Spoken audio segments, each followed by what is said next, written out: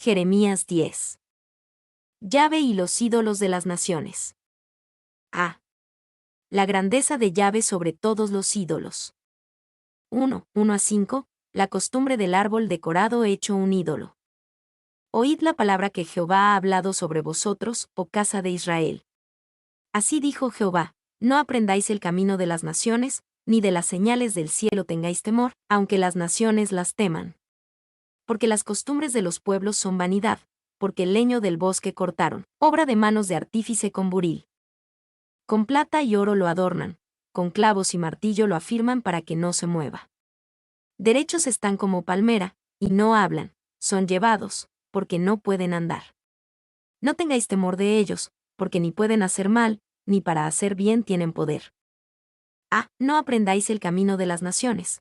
Al final de Jeremías 9, Dios señaló que su pueblo era como las naciones incircuncisas en su falta de conocer a Dios y su conducta inicua.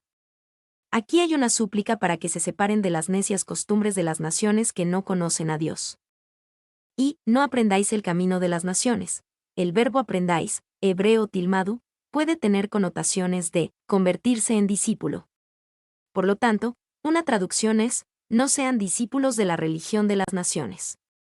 Thompson. 2. ¿Por qué un objetivo tan fácil como la idolatría necesitaba tantos ataques en el Antiguo Testamento? Jeremías 10:9 sugiere una razón: el atractivo de lo visualmente impresionante. Pero quizás el versículo 2 sea más profundo, al señalar la tentación de seguir el paso de la mayoría. Kidner. B. Ni de las señales del cielo tengáis temor. Mediante el uso de la astrología, la gente de la antigüedad a menudo discernía señales y advertencias del cielo, viendo cosas atemorizantes en las señales del cielo. Y las señales del cielo a las que se hace referencia no son el sol, la luna y las estrellas, ni los signos del zodiaco, los cuales Dios tenía la intención de que fueran señales, Génesis 1:14, sino fenómenos inusuales como eclipses, cometas y meteoros, que se suponía que presagiaban eventos extraordinarios. Fine B. C. Porque las costumbres de los pueblos son vanidad, porque el leño del bosque cortaron, con plata y oro lo adornan, con clavos y martillo lo afirman para que no se mueva. Jeremías describe la costumbre pagana de cortar un árbol, ponerlo en un lugar especial, decorarlo y adorarlo. La adoración del árbol está indicada por la advertencia: no tengáis temor de ellos, en el sentido de la reverencia que uno daría a un ídolo pagano. Y Jeremías se burla de la idolatría de Judá, especialmente porque imitaba la idolatría de las naciones circundantes. Pasajes similares que se burlan de la idolatría de los paganos se encuentran en Isaías 40, 18-20 y 44, 9-20. Sin embargo, es difícil leer esta descripción y condena de una antigua costumbre pagana y no pensar inmediatamente en la costumbre del árbol de Navidad como se practica en el mundo cristiano moderno. 2. Sí, basado en un pasaje como este, un cristiano está convencido de que no debe tener un árbol de Navidad o incluso celebrar la Navidad, entonces debe permanecer en esa convicción. Es bueno recordar lo que escribió Pablo: todo lo que no proviene de fe es pecado. Romanos 14:23. 3. Sin embargo, hay muchas razones para creer que a pesar de algunas similitudes, las diferencias son aún mayores y no prohíben la costumbre moderna del árbol de Navidad. Jeremías habla sobre las costumbres de los gentiles, y en el mundo moderno la celebración apropiada de la Navidad es una expresión de fe en Dios y en su Hijo, no una costumbre de los incrédulos. Jeremías habla de los creyentes que tomaron prestadas las costumbres de los incrédulos. En el mundo moderno, cuando un incrédulo tiene un árbol de Navidad, es un caso de incrédulos que toman prestadas las costumbres de los creyentes. Jeremías habla de un árbol considerado un ídolo. Entendido correctamente, el árbol de Navidad moderno no es un ídolo. Si para una familia eso se convierte en ídolo, hay que desecharlo. Jeremías habla de una época en la historia en la que los árboles a menudo estaban directamente relacionados con la idolatría, ya fueran árboles literales o sus representaciones. Jeremías 2:27. D. No tengáis temor de ellos, porque ni pueden hacer mal, ni para hacer bien tienen poder. Jeremías se burla suavemente de la adoración idólatra de objetos inanimados como árboles decorados. No se les debe dar ninguna reverencia particular, son impotentes, no pueden hacer nada, ni bien ni mal. Y la línea en Jeremías 10:5. Derechos están como palmera también se traduce como un espantapájaros en un campo de pepinos, NAST, ISV. El ídolo es inútil, es como un espantapájaros inmóvil y mudo en una parcela de pepinos. Thompson. 2, 6-10, la grandeza de Dios sobre todos los ídolos. No hay semejante a ti, oh Jehová, grande eres tú y grande tu nombre en poderío. ¿Quién no te temerá, oh Rey de las naciones? Porque a ti es debido el temor, porque entre todos los sabios de las naciones y en todos sus reinos, no hay semejante a ti. Todos se infatuarán y entontecerán. Enseñanza de vanidades es el leño. Traerán plata batida de Tarsis y oro de Ufaz, obra del artífice, y de manos del fundidor. Los vestirán de azul y de púrpura, obra de peritos es todo. Mas Jehová es el Dios verdadero, Él es Dios vivo y Rey eterno, a su ira tiembla la tierra, y las naciones no pueden sufrir su indignación. No hay semejante a ti, oh Jehová, Yahvé, el Dios del pacto de Israel, es diferente de los ídolos inanimados que adoran los hombres. Los dioses paganos se infatuarán y entontecerán todos. Y enseñanza de vanidades es el leño, se traduce literalmente como instrucción de vanidades es el árbol mismo. El significado es que la instrucción recibida de los ídolos no tiene más valor que el ídolo mismo. Harrison. 2. Tarsis era el límite occidental del mundo antiguo, quizás Tartesos en España. Se desconoce la ubicación de Ufaz, y en cambio, puede ser un término metalúrgico para oro refinado. Harrison. B. Obra de peritos es todo. Mas Jehová es el Dios verdadero. El contraste ineludible entre Yahvé y los ídolos de las naciones es que son obra de manos de hombres. Él es el creador de esas mismas manos. Y los hombres hacen ídolos. Jehová hace a los hombres. Morgan. 2. En cuanto a los ídolos, no escatimaban gastos en decorarlos, los vestirán de azul y de púrpura. Estos eran los tintes más preciados, muy raros y de alto precio. Clarke. C. A su ira tiembla la tierra, y las naciones no pueden sufrir su indignación. Los dioses de las naciones no eran nada, las proyecciones de las imaginaciones corruptas de los hombres.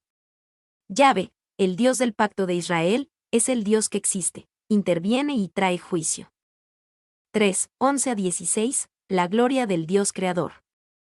Les diréis así, los dioses que no hicieron los cielos ni la tierra, desaparezcan de la tierra y de debajo de los cielos. El que hizo la tierra con su poder, el que puso en orden el mundo con su saber, y extendió los cielos con su sabiduría, a su voz se produce muchedumbre de aguas en el cielo, y hace subir las nubes de lo postrero de la tierra, hace los relámpagos con la lluvia, y saca el viento de sus depósitos. Todo hombre se embrutece, y le falta ciencia, se avergüenza de su ídolo todo fundidor, porque mentirosa es su obra de fundición, y no hay espíritu en ella. Vanidad son, obra vana, al tiempo de su castigo perecerán. No es así la porción de Jacob, porque él es el hacedor de todo, e Israel es la vara de su heredad. Jehová de los ejércitos es su nombre. Asolamiento de Judá. Los dioses que no hicieron los cielos ni la tierra, desaparezcan de la tierra. En el contraste entre Yahvé y los ídolos, Yahvé pronuncia la condenación de los dioses paganos. Y Jeremías 10:11 puede haber sido un proverbio o dicho popular anti-idolatría de esa época, citado en arameo. Es el único versículo de Jeremías en arameo, un idioma bastante similar al hebreo. Debido a que este versículo está en arameo, varios expositores lo rechazan como una glosa. Pero todas las versiones lo tienen. Además, encaja espléndidamente en el contexto. Nadie ha explicado nunca por qué un interpolador lo introduciría aquí. Era un dicho proverbial, así que se dio en el idioma del pueblo. Fain B. B. El que hizo la tierra con su poder, en contraste con los dioses paganos, Yahvé es un Dios vivo y activo que hizo la tierra y puso en orden el mundo, y que extendió los cielos. Y declaró que la prueba entre los ídolos y Jehová era la prueba de la creación. Morgan. 2. La última palabra del profeta sobre los ídolos es que no solo son inútiles, sino también una obra de burla, digna solo de ser ridiculizada. Fain B. C. Todo hombre se embrutece, y le falta ciencia. Jeremías habla de la conducta necia de los que hacen y adoran ídolos. Muchos de los ídolos recuperados por la arqueología ni siquiera son hermosos, ciertamente vanidad son, obra vana. D. No es así la porción de Jacob. Yahvé es diferente a los ídolos adorados entre los gentiles. Él es el hacedor, él ha elegido a Israel como la vara de su heredad, y él es el Dios de los ejércitos celestiales, Jehová de los ejércitos es su nombre. Y, la porción de Jacob, la idea es que, en cierto sentido, Yahvé pertenecía al pueblo de Israel. La porción de un hombre se refería a alguna posesión que le pertenecía. Thompson. 4, 17 a 18, una advertencia para huir apresuradamente de los invasores. Recoge de las tierras tus mercaderías, la que moras en lugar fortificado. Porque así ha dicho Jehová, he aquí que esta vez arrojaré con honda los moradores de la tierra, y los afligiré, para que los sientan. Recoge de las tierras tus mercaderías. Jeremías ve proféticamente al ejército invasor de los babilonios, viniendo como un instrumento del juicio de Dios. Él advierte a la gente de la tierra que se prepare rápidamente. Arrojaré con honda los moradores de la tierra. A pesar de los preparativos apresurados que pudieran hacer, nadie podría comparecer ante el juicio de Dios contra Judá. Serían arrojados de la tierra. Y arrojaré con honda es una frase vívida, literalmente significa tirar la honda. Dios echará a Judá de la tierra tan rápido, tan duro y tan lejos. Los arrojaré fácil y rápidamente, y los arrojaré a Babilonia. Así Dios un día arrojará al infierno a todos los impíos de la tierra. Trap. 2. Hay una viveza en el primer verbo de este versículo, que se usa para lanzar con una onda. Es al mismo Yahvé a quien se describe como echando fuera a los habitantes de Judá. Thompson. 3. Al final resultó que, después de la segunda invasión de Nabucodonosor en el 587 a.C., la destrucción fue generalizada. La investigación arqueológica moderna ha mostrado una imagen uniforme. Muchas ciudades fueron destruidas a principios del siglo VI a.C. y nunca más fueron ocupadas. No se conoce ningún caso de una ciudad en Judá propiamente dicha que haya sido continuamente ocupada durante el período del exilio. Thompson. D. La oración de Jeremías. 1, 19 a 20, una oración con la voz de los que estaban bajo la invasión babilónica.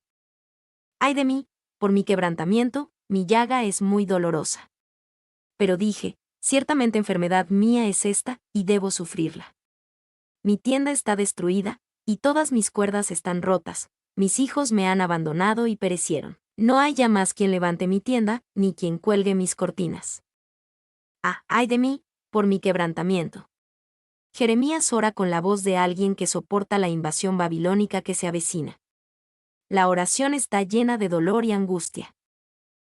Mi tienda está destruida, mis cuerdas están rotas, mis hijos me han abandonado y perecieron. Jeremías captura la desesperación, la conmoción y la soledad de aquellos que soportarían la severa temporada de juicio. Y Jerusalén está personificada como una madre que habita en tiendas de campaña, privada de sus hijos. Kundal. 2, 21 a 22, el problema que proviene de pastores infatuados. Porque los pastores se infatuaron, y no buscaron a Jehová, por tanto, no prosperaron, y todo su ganado se esparció. He aquí que voz de rumor viene, y alboroto grande de la tierra del norte, para convertir en soledad todas las ciudades de Judá, en morada de chacales. Porque los pastores se infatuaron, y no buscaron a Jehová. Al pensar en la desesperación de Judá bajo la invasión babilónica, Jeremías también considera una parte significativa de la causa. Los líderes de Judá, tanto espirituales como políticos, no buscaban a Jehová. Y los profetas y sacerdotes corruptos, que desviaron al pueblo de la verdad, eran personas que no tomaban conciencia de la oración. Por lo tanto, todo fue a la decadencia y la ruina. Por tanto, no prosperaron, y todo su ganado se esparció. La infidelidad de los pastores significó problemas para ellos y para el pueblo que se suponía que debían conducir fielmente. Nadie se beneficiaría de su desapego insensible del liderazgo del Señor. Y debemos evitar generalizar demasiado, pero en general, es indiscutible que un rebaño declinante y una causa menguante apuntan a la falta de oración tal vez por parte de los miembros, pero casi con certeza por parte del pastor mismo. Meyer. 3, 23 a 25, una humilde súplica a Dios por retribución al ejército invasor. Conozco, oh Jehová, que el hombre no es señor de su camino, ni del hombre que camina es el ordenar sus pasos. Castígame, oh Jehová, más con juicio, no con tu furor, para que no me aniquiles. Derrama tu enojo sobre los pueblos que no te conocen, y sobre las naciones que no invocan tu nombre, porque se comieron a Jacob, lo devoraron, le han consumido, y han asolado su morada. Conozco, oh Jehová, que el hombre no es señor de su camino, ni del hombre que camina es el ordenar sus pasos. Cuando Jeremías considera el gran juicio que vendría sobre Judá a través del ejército de Babilonia, también considera que Dios los envió. Los babilonios no pensaron en esto sin Dios, Él dirigiría sus pasos. Y Morgan también conecta esto con la discusión previa de la idolatría. Los ídolos que hacen los hombres son siempre los intentos del hombre de proyectar, desde su propia conciencia interior, dioses a los que pueden obedecer, o en otras palabras, la fabricación de ídolos es un intento por parte del hombre de dirigir sus propios pasos. Morgan. 2. El hombre parece controlar su propio progreso, pero el hecho es que el hombre, viciado por el pecado, es incapaz de alcanzar su verdadero destino. Necesita desesperadamente a Dios, como se dio cuenta el sabio. Kundal. 3. Este era el consuelo de Jeremías. No sé lo que pueda hacer Nabucodonosor, pero sé que el camino del hombre no es en sí mismo, no está en el hombre que camina a dirigir sus pasos. Sé que, en los propósitos eternos de Dios, cada paso del camino de Judá está trazado, y al final Él hará que todo funcione para su propia gloria y para el bien de su pueblo elegido. Spurgeon. Ve, castígame, oh Jehová, más con juicio, no con tu furor, para que no me aniquiles. Sabiendo que el gran juicio venidero era dirigido por Dios, Jeremías apela a Dios por misericordia. Sabía que Judá debía ser corregido, pero le pide a Dios que muestre misericordia y no destruya a su pueblo. Se derrama tu enojo sobre los pueblos que no te conocen. Cuando Jeremías considera que Dios usaría a los babilonios como instrumento de su corrección contra Judá, le pide a Dios que también los juzgue a ellos. Y, así que le pide a Dios, que en lugar de afligir a sus propios hijos, aflija a sus enemigos, y sabiendo lo que sabemos de los babilonios, no nos sorprende que Jeremías haya hecho una oración como esa. Spurgeon. 2. Esto se cumplió en los caldeos. Nabucodonosor fue castigado con locura, su hijo fue asesinado en sus juergas y la ciudad fue tomada y saqueada por Ciro, y el imperio babilónico finalmente fue destruido. Clarke. Mi nombre es Demim. Soy tu asistente personal. Mi sitio en internet es demim.es.tl.